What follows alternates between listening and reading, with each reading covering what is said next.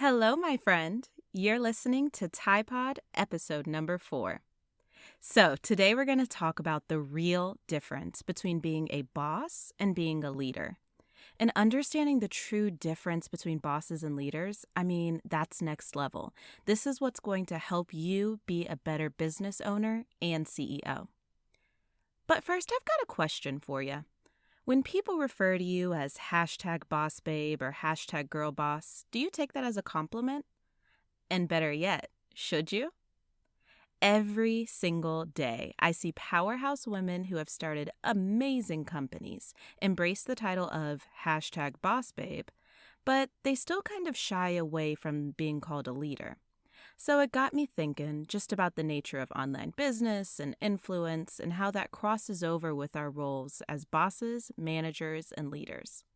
So today I had it on my heart and I just want to chat with y'all for a minute about what it really means to be a boss versus a leader. And you can decide for yourself whether or not you still think #bossbabe is your ultimate badge of honor. Hi there. Thanks for tuning in to Pod, a podcast crafted by Tiana Tai to help you purify your purpose in business, love, and life. Whether you're an entrepreneur, dog mom, or just getting started, you're bound to find value as Tiana dives into meaningful topics each episode. So, settle in, turn up the volume, and welcome your host, Tiana Tai.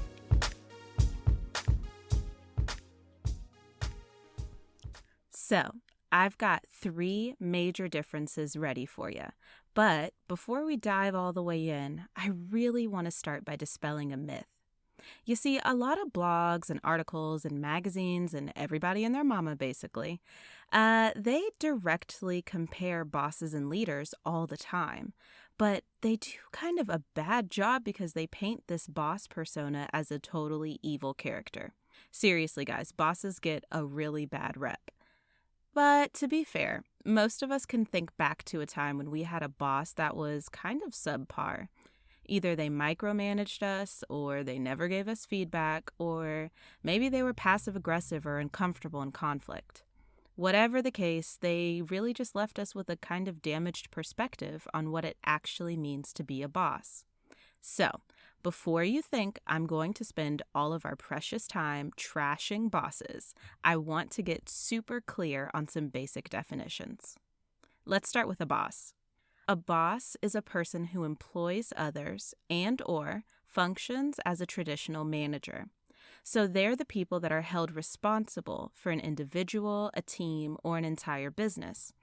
It's basically a function of power. So here's the mantra here. If you have employees, you are a boss, automatically. Okay, let's define leader. I like to take it back to the root verb to lead. To lead means to go with or show the way. And I absolutely love the nuance of that. The nuance there is so important because while a boss manages, a leader guides. A leader either goes with or shows their people the way. So here's our mantra for a leader. If you have employees, you are a boss, but you may or may not actually be considered a leader by your team. Okay, I hope that gave you a little bit of clarity, but we are going to keep breaking it down. So with that being said, at the end of the day, bosses are necessary. Let's not go with the myth that they are just the most evil characters in the world. They are the people that function as traditional managers, all right? That's it. And at the end of the day, you can't build a business without being a boss. Unless you stay a solopreneur forever and never hire a team. But I do want to put it on your heart to consider how you can elevate yourself from simply being a boss, how you can elevate the way that you're showing up for your team by also stepping into a stance of true leadership. Before I dive in, I have to take a moment to thank the sponsor of today's episode. I've tried a lot of natural deodorants, y'all, and I'm not going to go all TMI here, but I'll honestly tell you that my husband has not always appreciated it. But since learning about the health risks with antiperspirants and the linkages to breast cancer, it's been a major goal of mine to find a product that works well and is good for me. When I was introduced to the Primarily Pure charcoal deodorant, I was so excited because they spent years researching and formulating with safe, effective ingredients to create a gentle and non-toxic deodorant that actually works. Here's the deal, my friend. I don't just tell y'all about any product I ever try. I committed to using this deodorant for 3 months before I ever opened my mouth about it. And here's the kicker. I've never been able to stick with a natural deodorant for 3 months because they always stop working. But not with my new favorite charcoal deodorant. It's made with good-for-you organic ingredients, including grass-fed tallow, fair trade coconut oil, beeswax, and essential oils. Then you add in the activated coconut charcoal that adds detoxifying benefits while also deodorizing and disinfecting. Whew, try to say that sentence 3 times. It doesn't matter, but I'm telling you, the stuff is good. Primarily Pure is officially my go-to, and if you're feeling this, it will be yours too. Even better, you can get your next order for 10% off by using the code TIANA10. That's right, just TIANNA 10, and you're on your way to your new favorite natural deodorant. Thank me later. All right, my friends, so are you ready? I'm going to give you my 3 major differences to really paint the picture here of how bosses and leaders are different. So, difference number 1. A boss has authority while a leader has influence. Are you still having flashbacks of the manager from your first job? You know, the manager that kind of missed the mark on being a good boss, and they definitely missed the mark on being an actual leader. But here's the thing, y'all. That manager was given authority over a team because a boss has authority. They were held responsible for your team's performance, and they had to make sure that the work got done. Now, whether or not they actually held influence with you and your team is another question altogether. So I want to make it clear, by starting your company and hiring a team, you were automatically given the authority and the title of boss. Leaders, on the other hand, aren't given anything. They are not given their influence, okay? It does not come to you automatically when you start your business. Being a leader is truly a sacred honor, and you have to do the work for it. Think about the leaders that you look up to personally. They probably inspire you and motivate you. They have influence over you, and you gave them that influence. So that's what I want you to remember when you're thinking about whether you're showing up as a leader for your team. Have you done anything lately that would make them look up to you? Do you inspire them on a daily basis? Do you motivate them? Do you invest in their development? Do you know where they want to go with their career? Like, these are all things that truly make a leader. So really think about that for a minute and ask yourself, are you operating out of this true spirit of leadership? All right, let's dive into difference number 2. Difference number 2 is that bosses focus on the work and leaders focus on the people. When I say bosses focus on the work, I'm referring to their role in the day-to-day management of the team. This includes those daily tasks that require somebody to hold everyone accountable for getting their part done. It's making sure that timelines are followed and deliverables are getting to clients. This is some really, really important work to your business. And here's the thing. After hiring a team, this is the daily management that really makes your business work. It's what makes your business successful. It's what allows you to get the good work done and really scale. But there is an interesting thing that can happen as your business continues to scale and grow. As the CEO, as the business owner, if you decide that the daily management of your team is not your thing, you can hire a COO or an OBM to take on this part of the business. They can fulfill the tasks that bosses traditionally are held responsible for.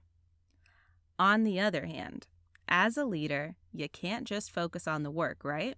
We said leaders focus on their people. So I promise you, this is the distinction that truly matters here.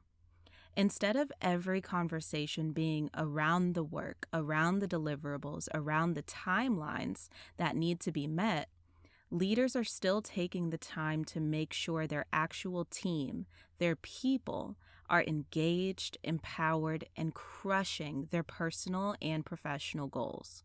This is the part of the job that you do not and cannot outsource, my friend.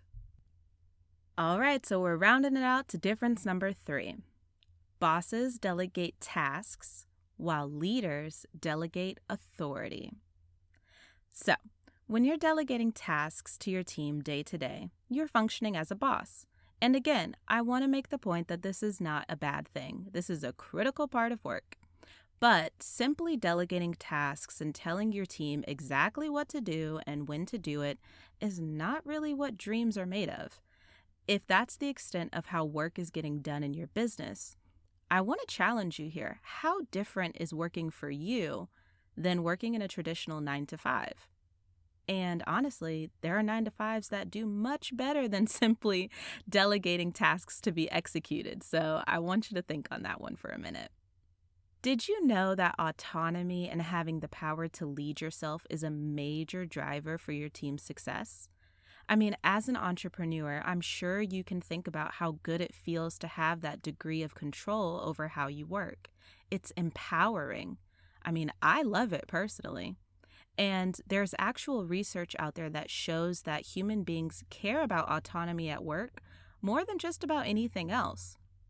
Honestly, a lot of us would choose increased autonomy and flexibility over increased pay.